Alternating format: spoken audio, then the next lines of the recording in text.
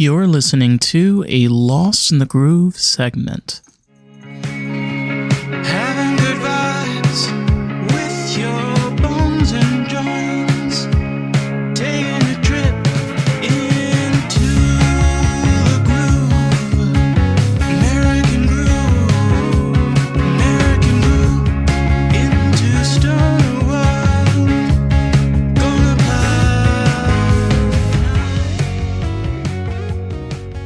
I remember because we got into the hotel. Because I told you this, I want to wait for Orlando for the weekend. I left Saturday. We got into the hotel pretty late, and they had it on television. They had it on for hours with Matthew Perry's death. And I just stood there for a second because, to me, one of the things that helped me develop my comedy and being comfortable around strangers was Chandler. The reason why I'm very sarcastic and witty is because of Chandler. It's because of Matthew Perry. I used to watch Friends a lot when I was a teenager, and it helped me be more comfortable in my own skin. Now he's gone. Yeah, it's super weird. It is. I didn't find out until today. Really? Yeah, because I don't watch the news, you know? I don't either, but when you walk into a hotel lobby, they always have CNN or Fox or NBC. Yeah, you were like out and about, like, you know, at hotels and stuff. There's no way you wouldn't hear about it. I don't know what I was even doing over this weekend. Like, good Lord. I guess working. I was at work a whole bunch.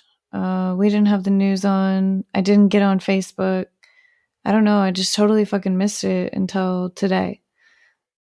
Somebody said, you know, Matthew Perry had passed, or, you know, and I was like, what the?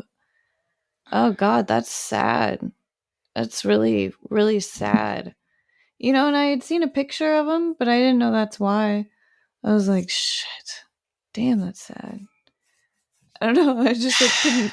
I mean, I just found out today, so you know, I'm behind the groove. Well, it's one of those. Sorry, Twixie. I just came back after 4 days, and dealing with a cat after 4 days is it's a little intense. But when your cat has like been on its own for a few days, and then it's like all wound up that you're there. Yeah. But I remember, this kind of reminds me of the time I remember when Robin Williams passed away. Yeah, well. And I was in a very public space at the time as well. And it was the same thing with David Bowie, same thing with Prince.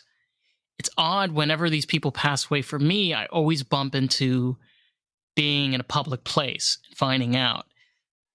It really sucks because, yes, he was 54. Let's understand, this is the year 2023. Being 54 is not old. Most people now live way into their late 80s. I mean, of course, it's probably been said that Matthew Perry lived a really rough life, but I also still haven't seen any of the speculation or any of the news, or, you know, I mean, I have seen just nothing. So my opinion, he had, based on what we know now, this is recent reports, he had a cardiac arrest. So what's believed is he had a heart attack. That's just crazy. Yeah. You know, you could say, yes, abuse. I mean, Tom Petty is a great example of this, but you have to understand, by the time Tom Petty died, he was already almost cleaned up. You know, what happened was somebody gave him something, and then the next day he passed away. This happens. I mean, you look at Mick Jagger, for example. Mick Jagger has abused his body head to toe. But now he, you know, for the past decade or so, I think it's past 20 or something years, he's been keeping himself in shape consecutively. Iggy Pop. Let's talk about Iggy Pop for a second. The man used drugs like one of those watch people that have all those watches, you know, those fake Rolexes. That's Iggy Pop. He has every drug going down his trench coat. And the guy's in really good shape. These are one of those things where you scratch your head like, happens. It's a part of life. I never would have thought that Neither he would have I. No. No. Way too soon. Mm-mm. I know. Way too soon. Way too soon. I really worry about Matt LeBlanc because I don't think he's going to take this. I don't think he's taken this very well. Can't believe any of them are okay. I mean, like, remember that they spent 10 years of their life together. You know, even I remember Jennifer Aniston was saying that even though they don't keep as well in touch, she was saying like they always look forward to hearing from each other. They're like bonded. Yeah. You know, like trauma bonding. But I'm sure it was such an exciting time. I mean, I remember my coworkers from jobs, you know, that weren't even that amazing. Some of They them started were. together. They started their careers together. And, you know, we look at celebrities with a dark lens, but these are very successful actors and actresses that worked their ways to the top. And to lose one of them, even with that dark lens, is still rough because this is a creative, artistic individual that is no longer part of that physically. Matthew Perry was really amazing. Very creative artist. Really amazing in a lot of different ways. I definitely love the character Chandler, for sure. Really, really enjoyable. That's super fucking sad. Very relatable. You know what's funny, actually? Really sad that you can't put them all together anymore. You know? Fun thing. Do you know in our bonus episode that we talked about Friends, we never talked about Chandler. Chandler is my least favorite character, but now that he's gone, you know, I definitely appreciate. I mean, he's such a smart ass. Too smart. Know? He's such a smart ass. Like, too smart.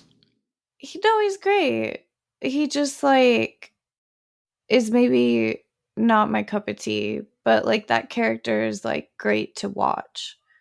And he's very funny, and the show would not be the show without him. Like, he has his place, even if he's my least favorite out of them. I mean, a lot of people say Ross is their least favorite. I could say Ross is my least favorite. Like, my favorite.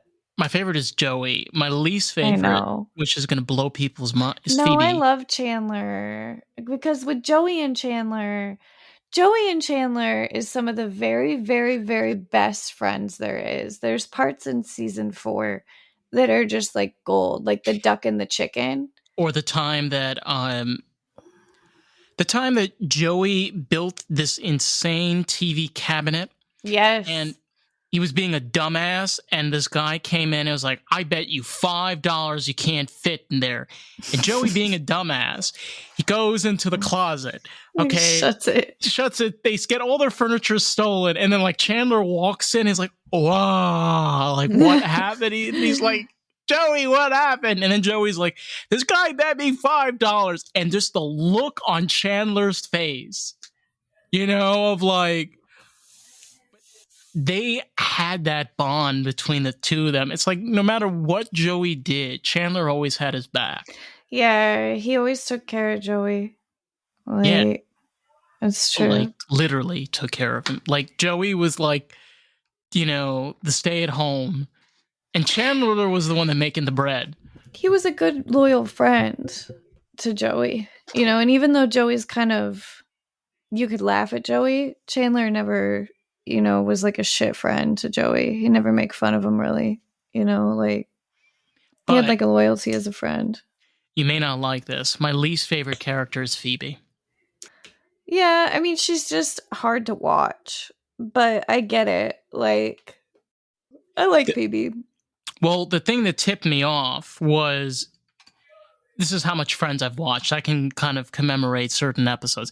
The one where she finds a finger in a can of soda, and she just keeps on getting money, and instead of being grateful, she keeps on complaining. And I'm like, yeah, I get it, I understand, but honey, you just got $10,000. $10,000. That's nice. It's a good chunk of change. Yeah, it sure is. Pay off a few things, you know? Your Diners Club card, you opened up in 98. Your flights to The Reno. Bahamas. Yeah, you booked in 2019. Oh my god. Carissa's tired on the podcast like a fucking loser. And this cat I is don't know. meowing like nobody's business. Get your fucking ass up here. Stop fetching like a little bitch and get your tush up here. I feel like the word bitch is like having a comeback.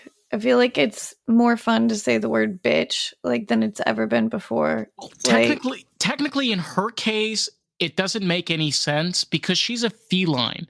She's not a canine. So she's not actually a bitch. no, you're totally right. I don't have a bitch either. My dog's a boy. Shit. Yeah, I don't know. I've been working a lot recently. Like I said, that's why I didn't, see the news about Matthew Perry. It's starting to get cold here. I know y'all don't have cold in. Oh, it's getting cold here. I thought it was like 80 degrees the other day with you guys. Okay, our version of cold is like 20 degrees Celsius, 21, 64 degrees Fahrenheit. Okay, for us, that is cold. Actually, it's like 74 degrees, sorry. But yeah, like to us, that's cold. So I said us, but yeah. Us as in like Floridians. Well, because the thing out here is, it's not that the temperature is cold. We get cold winds. That's what happens. So it's warm, but you're getting brushed with cold winds constantly. So you could wear a short sleeve shirt, but it's not very comfortable. Does that make sense? Yeah, I guess it sometimes does get colder in Florida. I know. I just have been like really, really consumed with work and The death of Matthew Perry. Yes. I just like I feel like I've been like in my own little world. Like I haven't really been like in the world. I've been just like in my little world, I don't know. I feel like I spend a lot of time just kind of like escaping into where I want to be and just, being hyper focused on just like what's going on, what I need to take care of, like shit like that. Just being responsible, keeping myself on track, staying focused, like just trying to, be the best me. That's kind of what I end up spending a lot of my time on. And I just feel like I've been doing a lot of it. It's interesting because over 20 years ago, one of the many ways people, their 20s and 30s, used to wind down, after a day of work or projects or a second job in some cases, was this idea of a sitcom. Sitcoms were very popular in the 90s, and they kind of stemmed through the 2000s, like The Big Bang Theory is a great example of this. And the thing about the sitcoms was it was not just about cheap laughs, it was just an easy way of obtaining entertainment that was enjoyable when you just needed a little me time. And shows like Friends, you have to understand that people that were in these sitcoms, they had no idea if they had a future. Okay?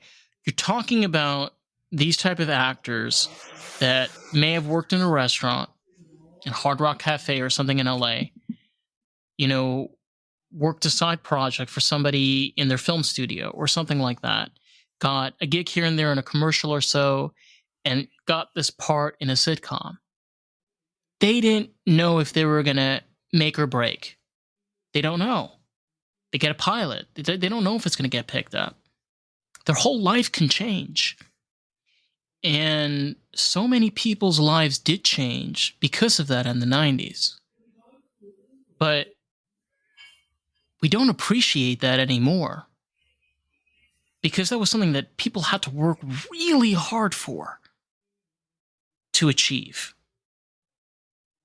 You know, we want to talk about hard work and going through the grind. That is one of those things where you don't know if this is going to make or break. How often did they show Friends? You know, when it was like coming out. Was it a thing where it was once a week, or it was 4 nights a week, or I mean, do you even remember? I mean, I can Google it. Just give me a 'Cause I'm sec. just thinking, like, if they worked on that shit for like 10 years and they were making We're all about the artist. That is the whole purpose of this podcast, period.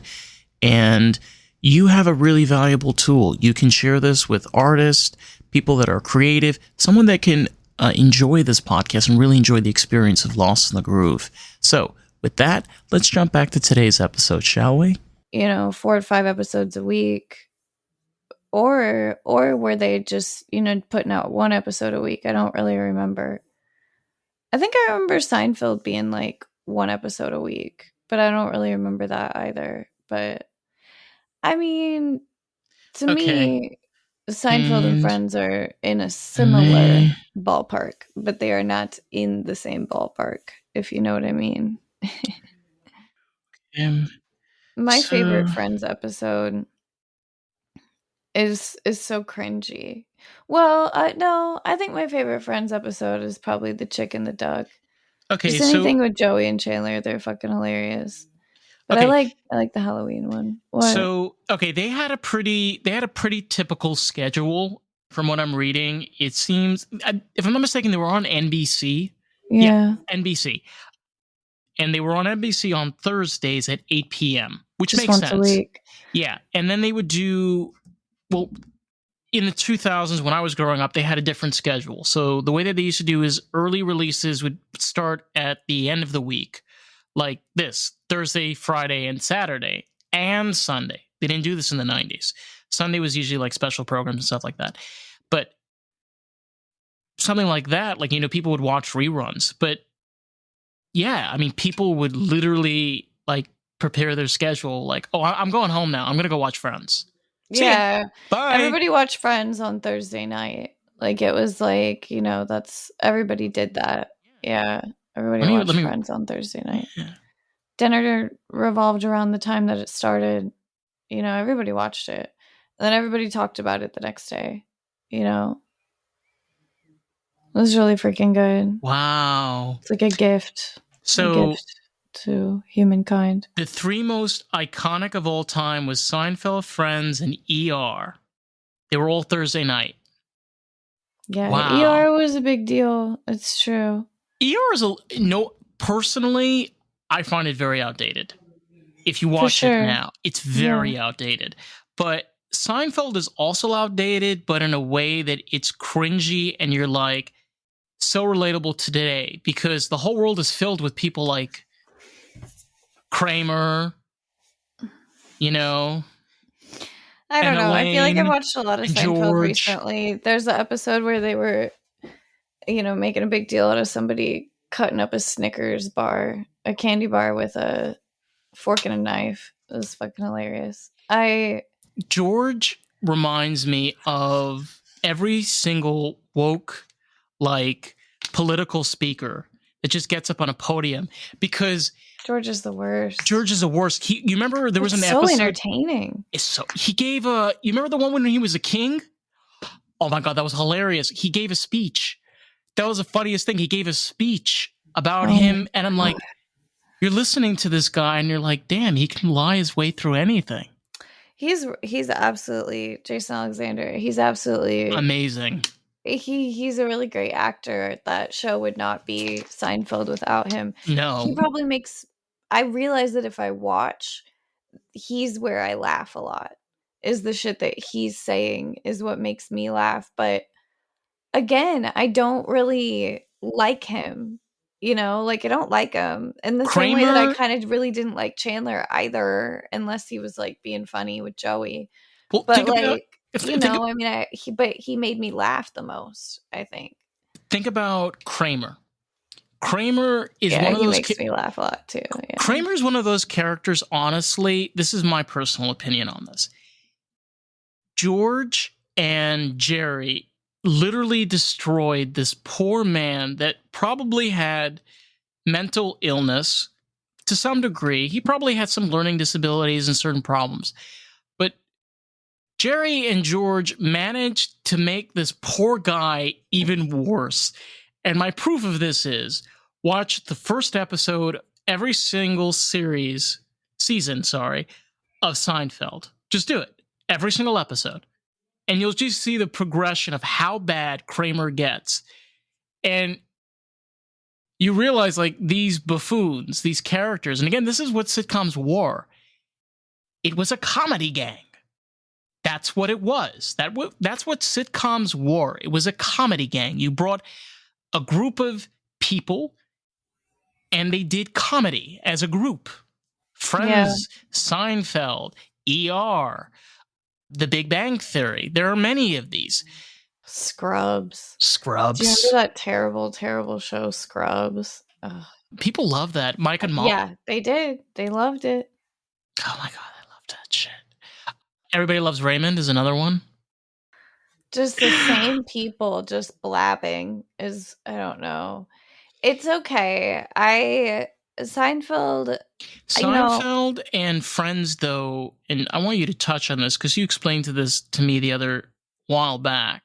Like, the while back. No, you explained to me that, like, the magic about Friends and Seinfeld is that even though you get the same characters, it's like the environment changes. I don't know. I said the reason that I like it is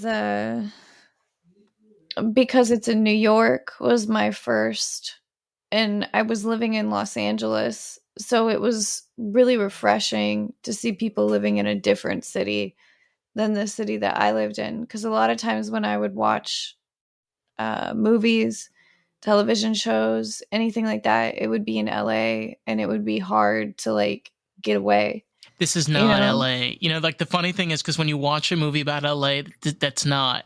It would always be like there, so then it's like, oh shit, like I just don't want to be there. Do you know what's when funny? I'm watching TV. You probably know this better than I do, because driving around in LA, you start to realize where these film crews go. Yes. Yeah. Yeah. And it's always the same places. You're like, oh my God, it's the same spot over and over again, Yeah, I mean, I recognize everything, Yeah. all the time. I can sit there and be like really annoying to people and be like, that's down by blah, blah, blah. And that's actually 2 hours away from where they were 5 minutes ago. That's also that's also like the thing for New Yorkers is, even though Friends and these shows that took place in New York are not realistic by any means, but they had an emphasis and expression of New York that no longer exists.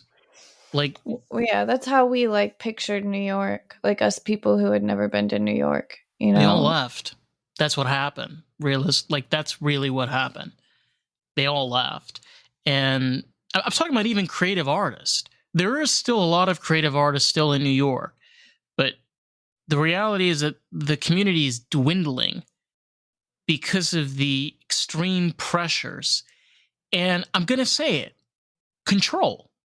It's like, you cannot control artists. There was a realization long ago, especially with the jazz scene in New York, where they realized, like, the way that they're going to survive is if they work together as a team.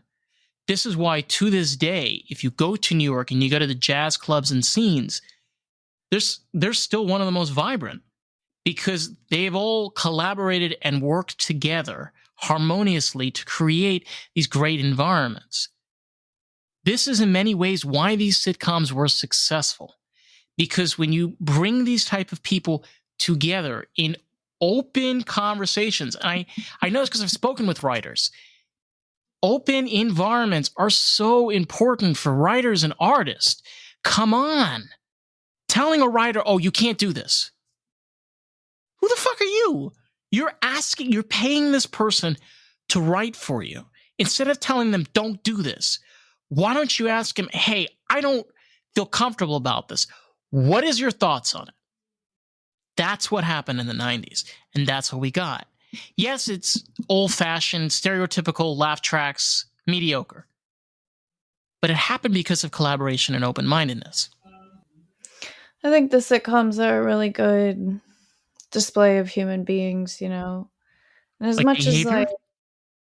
yeah, I mean it just kind of like shows it's like recorded. I mean I feel like that's kind of why we like it, you know. I mean, like people say that they're like introverted, that they, you know, you hear somebody say, "Oh, I don't like people," you know, or you know, Me every day whatever on a else. Thursday. It's like, yeah, you might not like people, but you'll sit there and watch a show with people because you don't have to interact with them, you know. And it's like it's really really easy. Like that's what was so good about Friends is like I remember when I like marathoned it. See, I was too young when Friends first came out, and then I didn't watch a whole bunch of like reruns like everyone else. So like I spent a few months like marathoning Friends and watched it all the way to beginning to the end, every single episode.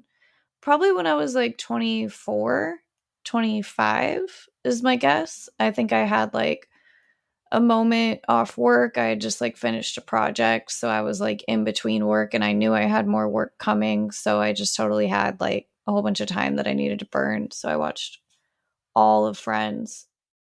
And it was a really good experience. But I felt like I knew them, you know, like because I had watched them so much and I didn't have to just watch one episode every week. Like I could just watch so much of it all the time and all my free time. I actually had like no friends at the time. I had like one or two, and then I had a whole bunch of friends that lived in other states elsewhere. And so, I watched this show like crazy in my off time. Just watched all of it beginning to end. And I felt like I knew him, and I feel like that's kind of maybe why it happens, why the sitcom was ever even invented, is because we as people like to watch other people, and it's like this professional way of being just like a voyeur, to watching people and being close to people. There doesn't need to be a deeper message to make a movie great. And this is the fight. And I don't believe in fights. I believe in open speech and open ideas. But how can we create television and production and give freedom to writers and artists and creators when we label people because of their type of thinking instead of allowing them to talk and speak freely? We cannot be able to be creative if we're shunned by the thoughts and opinions that we have. Again, like going back to the idea of whatever happened to the open conversation as artists. It's so important for our creativity. It's so important for us to communicate with one another, no? Society's just fucking weird right now. Well, you know it. Society's weird as shit right now. I know you're on some kick trying to get the artists to like, whatever, but like society's fucking weird right now. It's not about that. It's the thought of for myself alone, because when you're a creative person, any type of creative person, you sometimes can think a little bit outside of the box. Oh, outside of the box, eh? Been hearing that one a lot recently. But again, I don't like to shun people because of their opinions. I want to hear what they have to say. And the thing is, when you get into, okay, you want me to give you an example? I can give you an example. Well, if you're offering one, sure. Sounds kind of entertaining. It's like when you first get introduced to like ska metal. Okay? Because when you get introduced to ska metal, you can sometimes be like, what the hell is going on. But if you get introduced with like a crowd and there's people there, you get into the beat, everybody stands up, people put their hands over each other and they start dancing and they start cheering and shouting. There is a group and environment and an element to that. And the way that the communication happens is, like you said before, is with people. You're learning something by hearing people, figuring out, like. Well, I was saying that like people will be like, say that they're antisocial. People say that they're introverted. People say that they don't like people. Right. But they want to watch the people on the TV. They like people, okay? They just don't like having to interact with them. But they like the company. They like people. I understand. Entertainment. What I'm trying to point out is regards to human interaction, because whether you're coming from one side or the other, right? Each person is going to bring something else to the table that you may not. You know what? Let me give you a better example. Okay, I right now have another project that I'm working on. I work in a kitchen part-time, and I work with this fantastic chef. He's out of Chicago. His name is Tom. And there are things that I do, for example, with pastries and pastry doughs and sauces and certain things that I'm very familiar with that he may not be as familiar to. I will still ask for his input whenever I can. And the reason I ask for his input is because even though I may know better than he may, but he may have input that I may not have thought of. And that may be very important. And that has been the case many, many times. Well, and it's like you're doing it with him. If you were just doing it alone, you do it alone. But like he's there. You're doing it with him. I just made a gross noise on the camera. Oh, it's fine, honey. You can make as many gross noises as you like. I feel silly because like that's what we're doing is like actually like recording. There's insane construction happening outside of my parents' house. Of course, when I moved back, I could have done it at any time in the past 10 years. But there's insane construction. They're tearing up the street. Why? That my parents' house is on and replacing it with new street.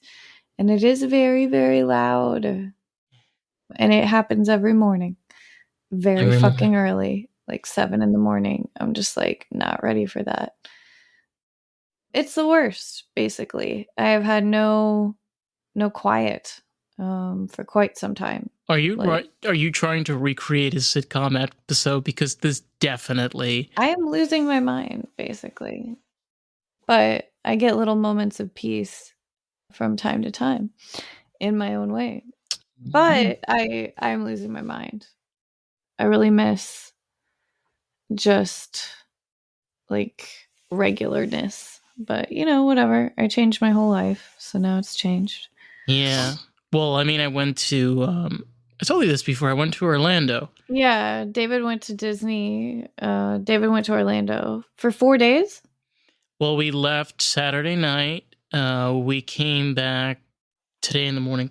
Go down, honey. That's cool. Careful. Well, I mean, the thing was, my mom physically right now can't really walk. So, yeah, I was basically there to help her. It was great, too, because I was able to, like, be a part of. But it wasn't just all fun. Like, it was me pushing up a hill, running around, It's very different when you go to Disney as an adult. Oh, yeah? I haven't been since I was maybe in my 20s, like early 20s, like 22. Well, it's different because we met a worker that was there. She was from Casablanca, which is from where my father's from, in Morocco. And it's not, let me put this frank. Here in the U.S., it is not very common to run into Moroccans. I may be one of the very few American but there's Moroccans. a Morocco. in Epcot. So they always try to get people from the actual place. Do you know why? I'll tell you They this. just always have, because No, that's no. what Do you Walt know? Disney wanted. So when they were working on the World Showcase, my father told me this story. When they were working on the World Showcase, Disney was looking at different countries to represent the World Showcase. There was a mosaic artist in Morocco. He's very, very famous. He passed away many years ago. And the King of Morocco loved, to this day, the palace. A lot of the work comes through his family. So he asked him to speak with Disney, and he wanted Disney to see his work. Disney fell in love with his mosaic tile work and craftsmanship. Wow. And what Disney did was they hired crafters and workmanships from Morocco. They came into Florida. They worked with the team from Disney in Epcot. They were Moroccans. They didn't speak any English, and they built the entire World Showcase. So It's if you beautiful. ever have the opportunity to walk through Epcot, what you're seeing is Moroccan craftsmanship, people that came in and built all of those mosaic tiles and fountains. It's a very special showcase that a lot of people think, they don't really think twice about. The Morocco's gorgeous. We went there every single time when we were kids. That's where mom and dad wanted to eat dinner, was in Morocco. A lot of them are not there, though. There are not that many there. There was a big, beautiful restaurant, with all the tables and a dance floor in the middle. Mm-hmm. The belly dancer would come out and perform. There was nothing better than watching her dance. They don't do that anymore. They used to. It was the epitome of amazing. Well, it's actually hilarious because belly dancing is not a thing in Morocco. I believe it. That's Yeah. probably why they took it out, but it was incredible. We'd So- never seen anything like that. There is so if you're looking for a provocative type of dancing, there is one that does exist in Morocco that is similar to belly dancing. I think we probably just called it belly dancing because we don't know what you're supposed to call it. Well, there's one where it's done with cups. It's very interesting. It's like a wrap, and then there's a cup on the head, and it's this dance of stillness. So it's just staying still. I will tell you this now. This is the thing I always say. Do not call us Muslims. Do not call us Arabs. Do not call us Christians. Do not call us Jews. We're Moroccans. There's a different, and it's funny because it does sound so weird. If this is other Moroccans can relate. Our culture is so different than any other nation in the Arab belt. It's just fact. I don't even know how to explain it. We're nothing like anywhere else. We just have a very different culture. But I think that Casablanca movie was really popular. That's also probably part of the reason that they chose Morocco. As far as what I've been told, I did fact check this. It was because of the tile work. I forgot his name. Oh, but no, I believe you. I'm with you on that. It's just crazy. Can you imagine the king of your country is okay, I'm going to put you on a plane now. You're going to go to California. You're going to meet with these people and you're going to show them your work. Okay. It's Isenruk. And it's just, but that was what I was trying to emphasize. And that's the thing about Moroccans. We love to share a culture. The reason why Morocco is the Switzerland of the Middle East is because our entire culture has been built around collaboration. One of the pedestals of Moroccan history is Christianity, Islam, and Judaism in one place. It's amazing. And just the respect for each religion and their faiths. People criticize Morocco as oh, you punish somebody because they're Christian, but how come they get punished like a Muslim?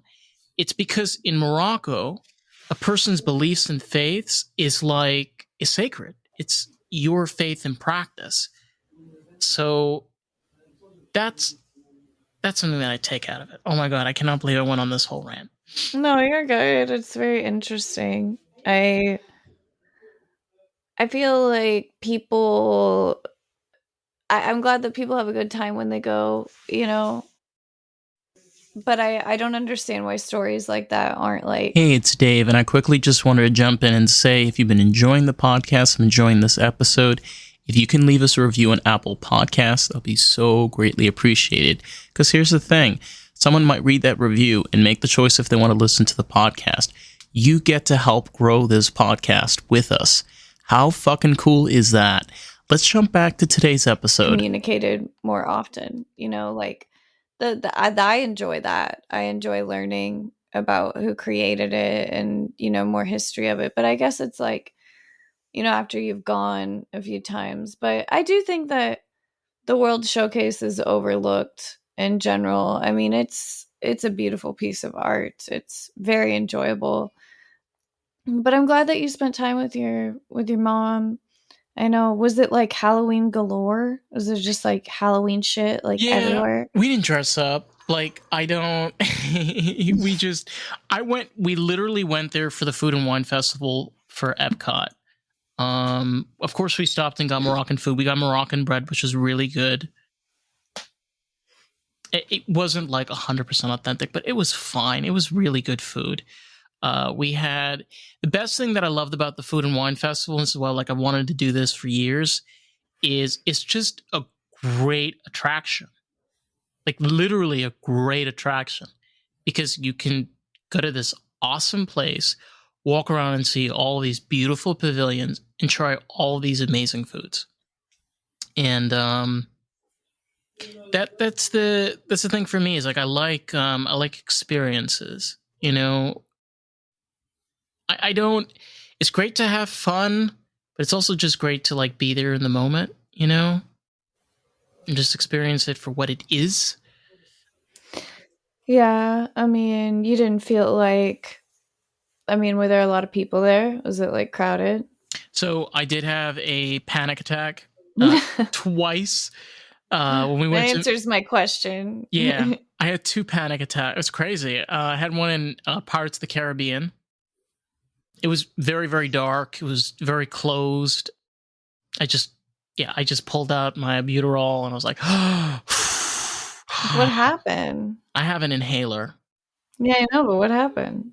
I've had respiratory issues since the last time I've had COVID. So I was given a thing, I don't know what it's called.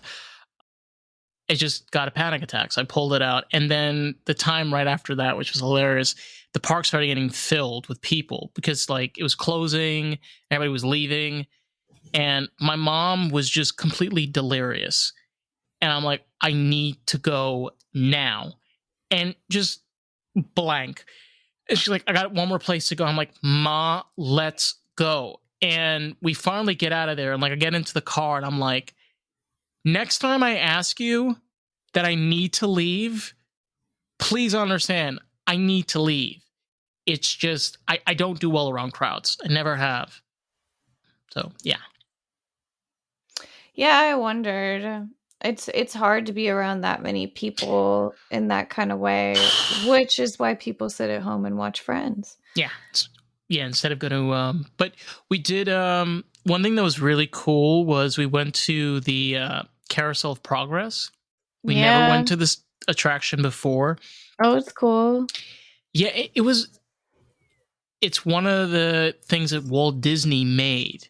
So it's like one of those attractions that a man that's been dead since 1967 like made, you know? That's something you get out of Disneyland you don't get out of Disney World. You get to actually experience what you get to actually physically experience him being like there, you know, and whatever like people have view of him, he created something that I don't think anybody in a millennia will be able to do. It's No, just it's incredible. Yeah, I mean, I wonder how the world felt when Walt Disney died, you know? the world got sadder. I'm not gonna lie to you. And I think There were people that said, bad things about him, you know? I personally believe that if Walt Disney was alive, he would be ashamed of what his company turned into. I believe that. Believe that wholeheartedly. Because yes, Walt was a businessman, but he also believed heavily in open expression and creativity, which is the opposite of what Disney's been doing. It would be different if he had been in charge of it.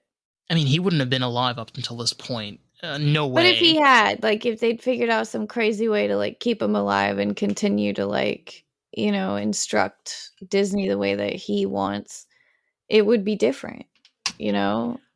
It's not far from the truth. In the distant future, they may be able to create an artificial intelligence Walt Disney. Yeah, but he won't have the authority that Disney would have had. I understand that. I'm just thinking about a futuristic approach to this. No, But- it's a cool idea. Yeah, fucking But- AI. I think one of the biggest changes, and I've put a lot of thought into this, I think one of the biggest changes you would probably have seen from Disney is there wouldn't have been any remakes at all. I do believe that the Pixar thing still would have happened. I think Walt Disney would have been very proud of that collaboration, 100%. One of the biggest changes you would have seen was with Epcot. Because keep in mind that Disney's plan with Walt Disney World was to create the world of tomorrow, like the place that people can go to that would be advanced. So we might have had a place that would have been the very first place that was nuclear powered completely. Yeah, like they were going to go more that route with it. Yeah, and Walt Disney could have been one of the first people to figure out, and because even to this day, he was able to figure out bringing groups together and creating all these unique projects. He could have helped Elon Musk tremendously. I think Elon Musk, if we had him in right now and asked him that question, would you love to talk with Walt Disney? Would you work with him? I guarantee he would say yes. Yeah, I guess Elon Musk gets to be in the Walt Disney circle. Oh, for sure. I mean, we're both insane people in the membrane. Like, they're not well, but that doesn't make them non-creative people. I think what made them creative was their mental struggles and their difficulties with their personalities. Yeah, people really, really loved Walt Disney. I don't know. I mean, like, he had a really big heart. It's hard for me to, like, wrap my mind around a person like Disney. I mean, obviously, he was, like, dead, like, way before, so I have no idea. It's the understanding of, just like Sting created this bond with guitar playing. No one can play guitar like Sting. Nobody. Ever. He developed, and it's the same thing with Walt Disney. He, in his head, developed a way to communicate to children no other person has able to do, to a point that the same message can be intercepted and accepted by adults. So it's something that adults and children can enjoy. And he did that. It's crazy that anybody, like, I don't know. I just think it's crazy that anybody put that much effort into the enjoyment of other people. I mean, I always feel like stuff is, like, mostly, like, money motivated, but, like, for sure, he could have done any business to make money. He didn't have to do a business where you, like, bring, like, joy and entertainment to people. I mean, like, it's pretty nuts. I know it has, like, changed a lot. Like, I've heard from people that, like, the actual, like, Disney experience itself, like, actually isn't as enjoyable as it used to be. It's but not. It used to be really fucking special. I remember. Yeah, it was, I remember, like, ridiculously special. I remember the times that we went there in the mid 2000s, like 2005, 2000. I remember those times. It was, Early 90s was off the hook. and back then, like when you got merchandise, it wasn't insane. Okay, so this is one thing that you've kind of realized that it is kind of. It used to be that you would buy stuff in Disney and they were like made in the USA or Honduras or like somewhere like around this region. And like Disney was like very big into, they were very big in the 90s about eco and working with communities and coming together and stuff.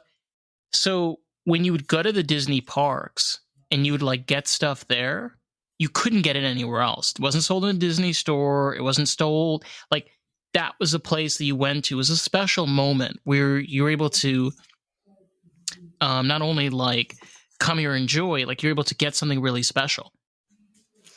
Yeah, I mean, in the World Showcase, they used to, and they still do, always have like all this like shopping from other countries, so you can buy like stuff that you like never would see before. They shut down all of It's incredible. the Moroccan stores. They don't bring in any of the stuff anymore.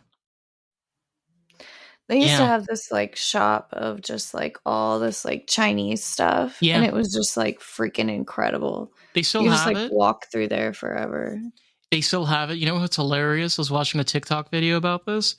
Somebody posted a picture of the stuff that was in the store.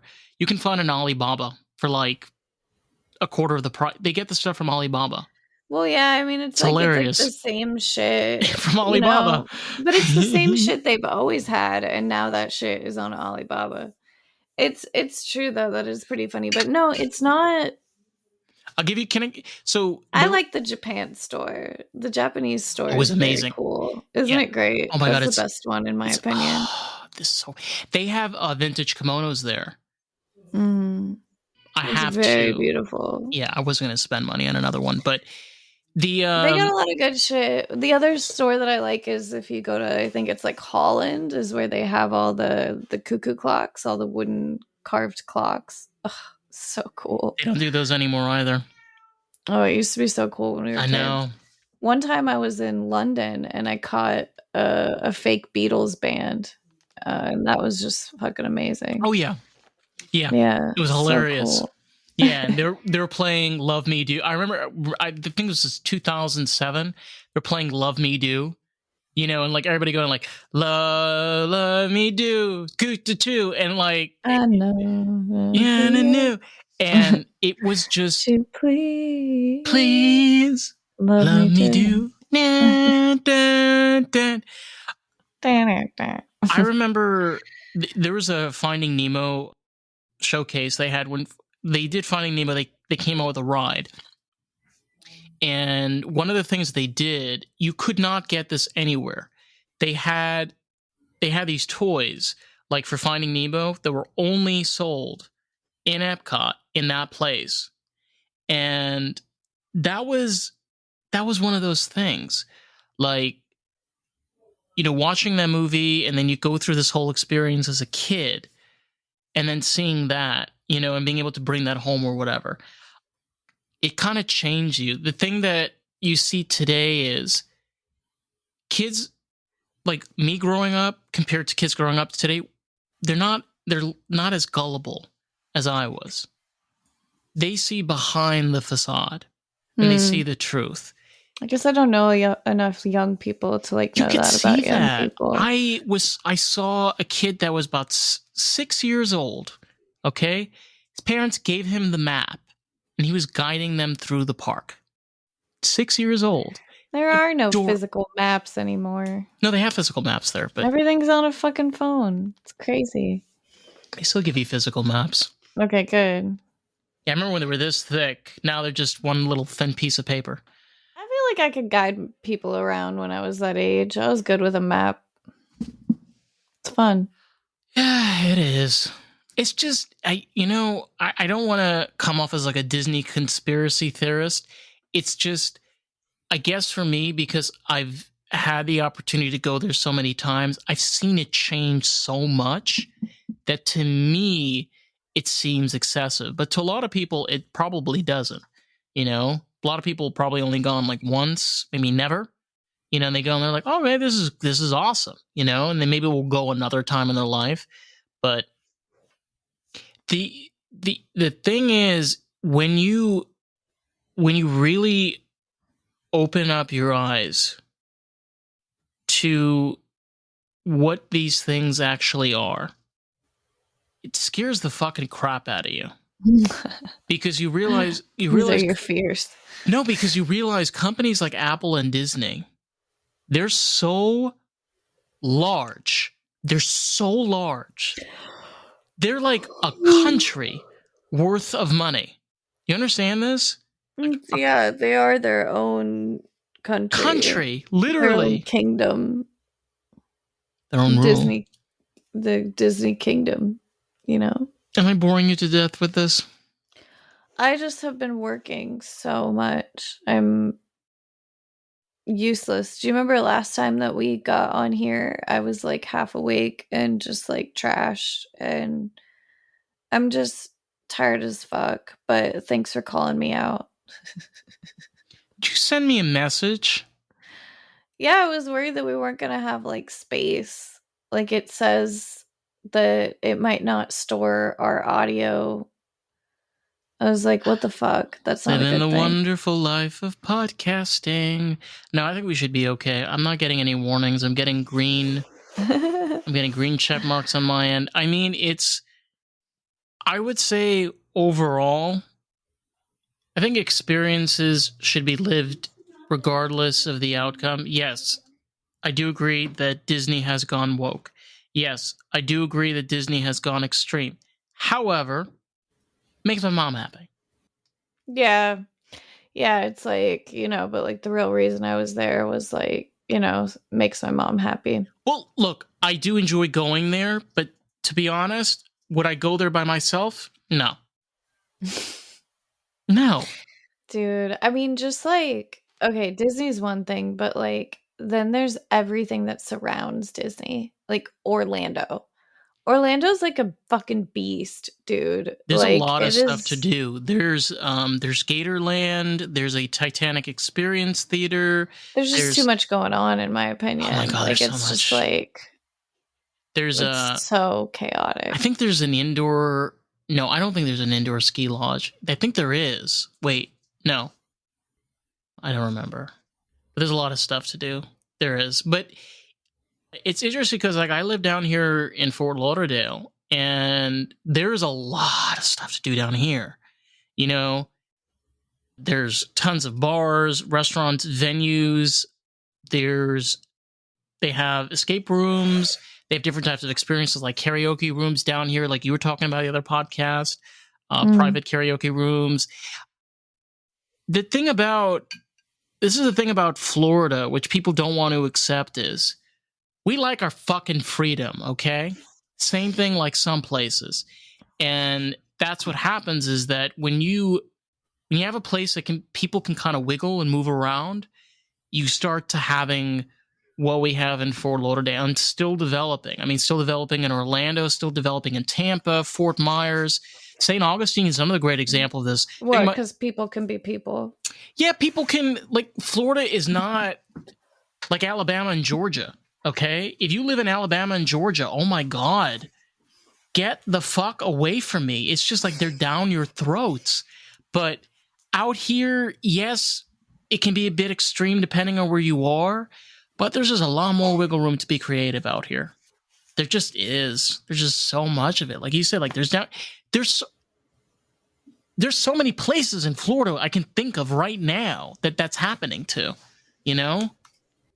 Yeah, I live in, you know, Des Moines now, and there's not shit going on here. I know there's somebody who would argue with me on that, but in my opinion, there's not shit going on here. So I make my own fun, you know, and I always liked that as a kid. You know, there's no such thing as bored. There's just boring people. So, you know, entertain myself, come up with shit to do. I always had plenty of shit to do without having anything to do with the world out there. Mm-hmm. So, I don't know. It's just, there's not shit to do. out here. So I could totally see people watching Friends every single Thursday night.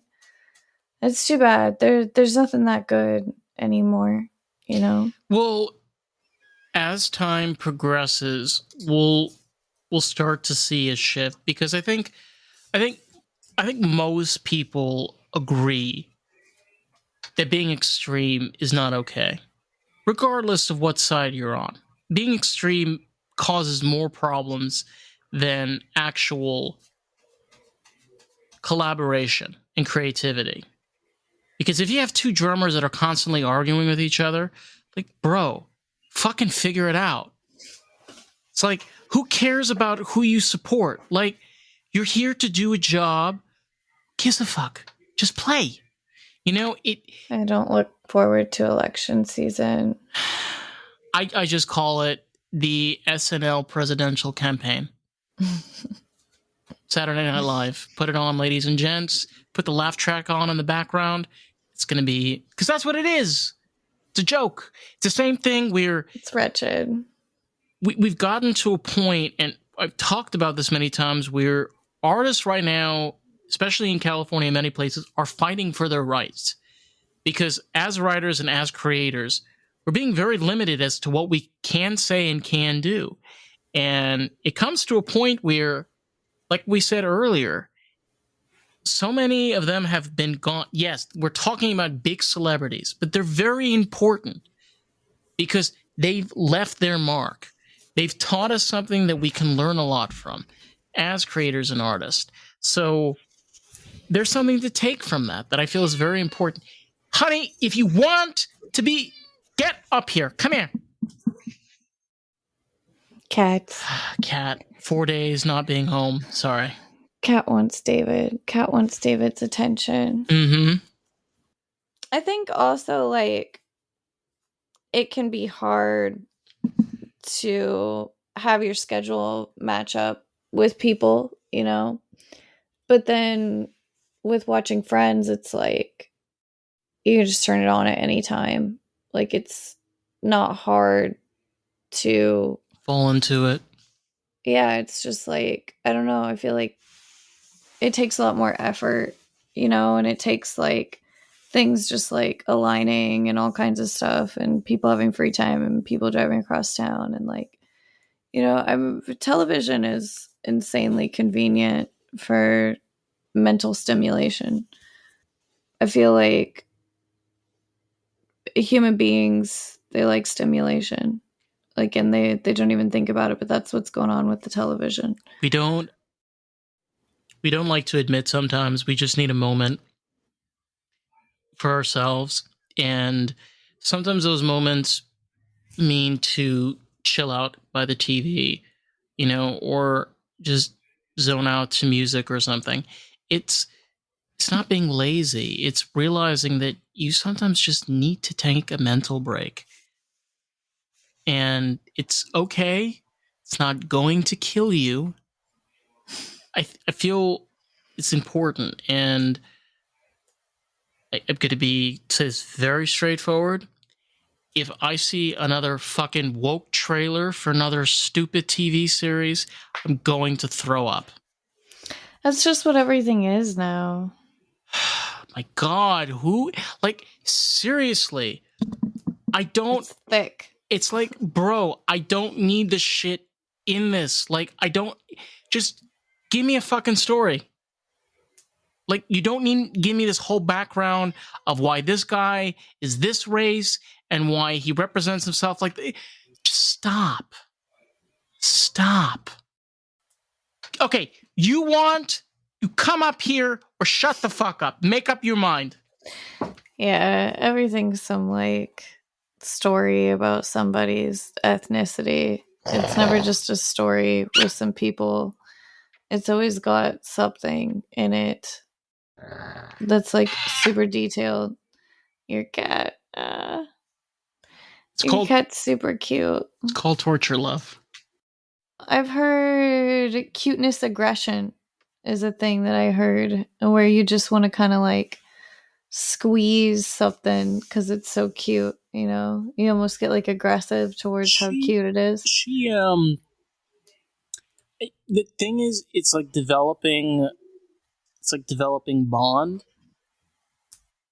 I feel each person develops bonds with animals in their own way. You know, we were talking about like the duck and the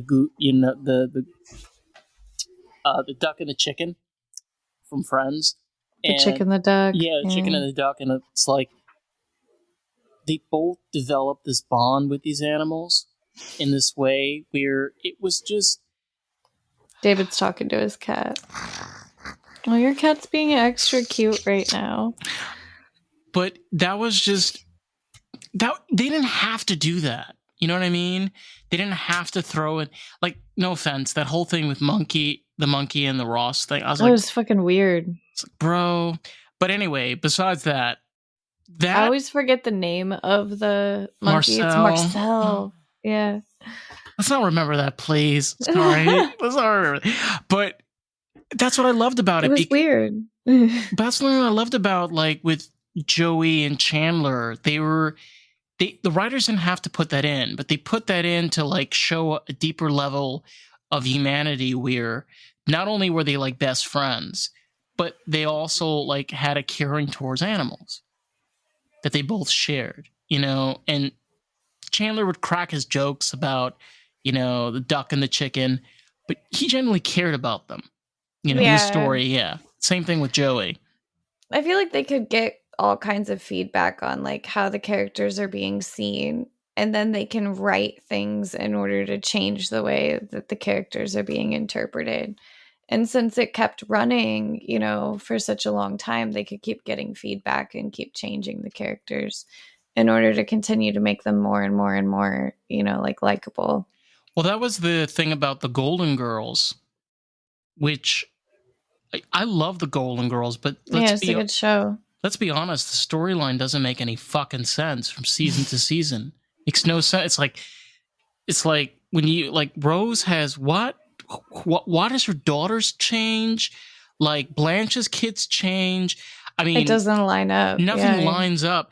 But that's because they constantly change out the writers. I remember when they did they had the interview of the writers for Friends. Whenever a new writer would come along, they would pass over, they like say, hey, we were thinking about this the other day, you know, because we added this before. So they were always working together, giving information. This is why most of the storyline in Friends lines up and makes, besides their birthdays and certain things, because let's be honest, writers are human beings, okay? Like everybody else. They're not going to remember shit perfectly.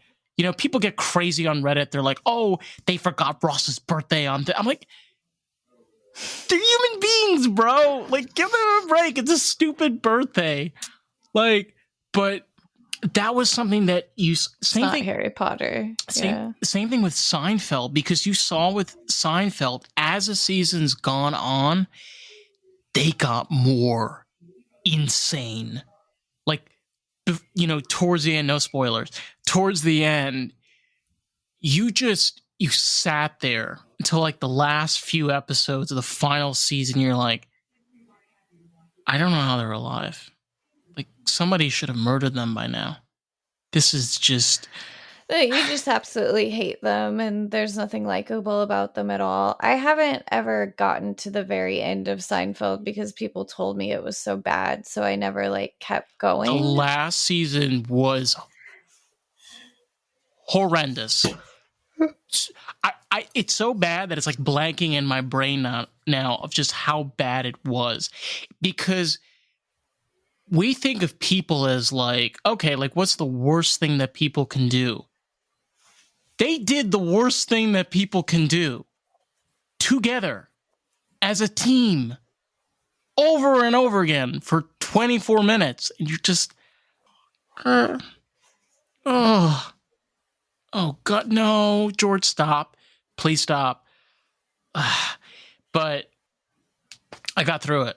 It was rough. I'm not watching it. I'm not going to the end. I don't remember the last episode of Friends, which is strange. It's a very sad moment because I think Jennifer Yeah, Jennifer Aniston said she remembers like when the door closed. That was it. Like they packed everything up, they closed the set, and that was the end of the show. And like the thing about, we like to give shit to these famous people like, oh my God, look at all the crap that they do. But think about these people that work together for 10 years. They may not be able to see each other because let's be honest, like one of them may have to like go out to San Diego for a shoot. One may have to go to New York. Jennifer Aniston may have a project in another country or something. Like their chances of being able to work together as a group or talk to each other is very, very difficult. We tend to not look at that as like they're human beings. Yes, they're very famous, but they really were friends, and whether we understand it or not, like for them as actors, they now lose an opportunity that they worked on for a decade together.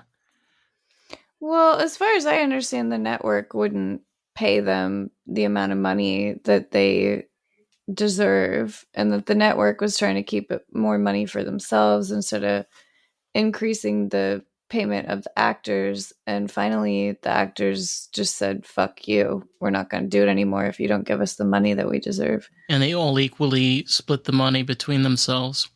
They all got the same amount. Crazy. It goes, for me, it goes to show that no matter your status, your success, or who you are as a person, you're still a human being. You still have a life, still have experiences. Yeah, we fuck up and make mistakes, but here we are. It just captured a moment in time. That's what life is all about, moments. I'm not going to be able to look at Friends the same way. No, it's really fucking sad. I can't believe I didn't know. It's really fucking sad. I mean, it'll be really. It's hard when people pass away. Took me a year to watch a Robin Williams movie after he passed. That fucking. The thing is, he passed away in 2016. And I like kind of changed my life in 2017. It was not an easy time. Because like, even though I never met the man, knowing that he was around, to create something kind of gave you a bit of hope to like look forward to something. Yeah, I know. And it's gone. I wish I could have had more, I don't know. But people are going through a hard time, I don't want to make them make more entertainment for me when what they really want is to just get away from everything. Right. It's crazy because these are the people that creators and artists have been the pedestals that have kept civilizations and societies together. Think about the Roman, the Greek Empire, the Egyptian Empire, throughout history. And when you have figures, people that have worked themselves up, they represent something that is important. A lot of actors and people that are a part of the industry, they look up towards. They have something to look forward to, something to learn from. And I can imagine you as a makeup artist, you probably feel the exact same way. There's probably creators and artists you like, that you're inspired by their work and the stuff that they do.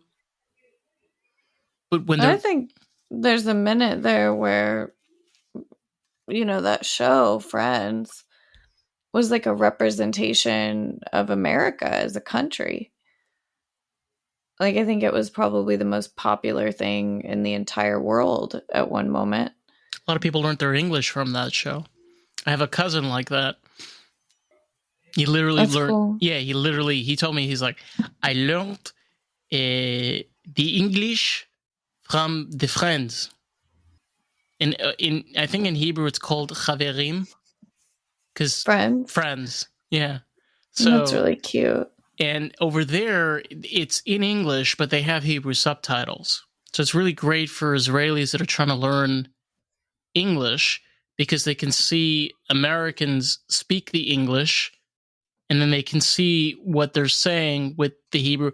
So I know it's just like random, but think about that. Like, it's just a casual way of speaking that other people from other nations are like, I want to learn English. They don't have the patience to pick up a book or something, or it's just hard for them. This is a great way for them to learn a new language, such as English. There's so many of those examples when it comes to these type of shows. This is why they've been so successful. It's not because they're intricate or have racial culture or gender norm or spectrum or all of this. It's because it's just a bunch of friends being friends, doing friends things. It took a lot of money. It took a lot of investment. It took a lot of research. It took a lot of work. It took a lot of professionals. Like, Indeed. It's, it's just done differently now. It ran its course. It was really fucking cool. Well, just like there's dropping points, I feel like there are peak points where it'll go back up. We don't know what the entertainment industry might look like by the year 2030. It might look very different than what we look at now. We may look at this time as a very dark time, a time that we failed as a society and we realized from our mistakes. We may not, but we shall see where that takes us. And even though we've lost people along the way, such as Matthew Perry, Tom Petty, and Prince, and so many others, it is a loss. But where are we going to push forward? Where are we going to take our next steps as artists and creators? Hopefully for a better tomorrow. I don't know. It's important to have personal projects. Important to continue to just be creative in your own life. For sure. Encourage other creators around you. Yes. Encourage people that you care about to work on the things that they're working on. Give feedback. Communicate with them about what you're working on. Just, yeah. Try and do it in your own life, in your own world. In your own groove. In your own groove. All right, this is a good episode. This has been a great episode. So, for you all that want to catch up with Carissa and the American Groove bandwagon, you can find, we have our Instagram page at American Groove Pod. What's the best thing you can do for the podcast, Carissa? It's the number one Write thing. a review. Yes, write a fucking review. It's really simple. It takes 2 seconds. You just go on Apple Podcasts, your computer, your phone. It not only helps us as a podcast, but helps other people experience Lost in the Groove. All right, I'm going to smoke another joint. We love you all. You know where to find us. We're at Lost in the Groove Pod on Facebook, TikTok, Instagram, and YouTube. With that, we're going to crash, hopefully not break any bones. We love you.